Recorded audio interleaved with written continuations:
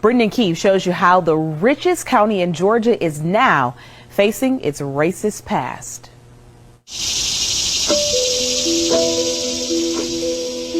It is hidden in a narrow patch of forest between rows of $500,000 homes. Even looking straight down, nothing betrays the mystery of what lies beneath. These tombstones are all that's left of the old Black Baptist Church at Stony Point. Look closely at the dates. Why do they all end before 1912? This is not evidence of promises broken, but of loved ones kept away, because the men, women, and children buried here were the only black residents of Forsyth County, Georgia, for nearly all of the 20th century. All of the Negro people had to leave.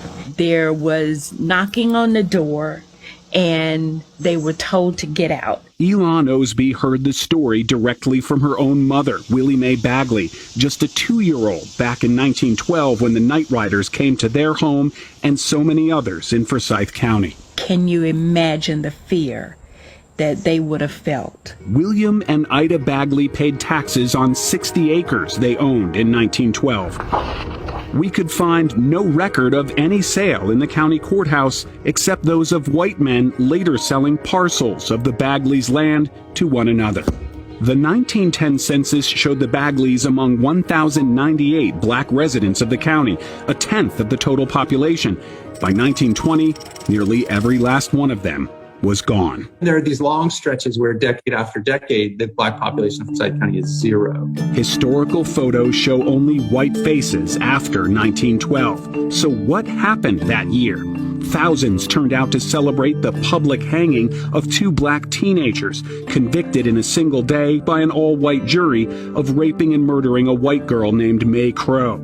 The other black suspect had already been lynched right here on the Cumming Courthouse Square. The lynching of Rob Edwards involved a very large crowd gathering outside the jail, dragging him out of the jail, beating him with crowbars, dragging his body around town behind a wagon, and then eventually his corpse is hoisted to on a telegraph pole, and everyone in the crowd takes turns shooting into his body.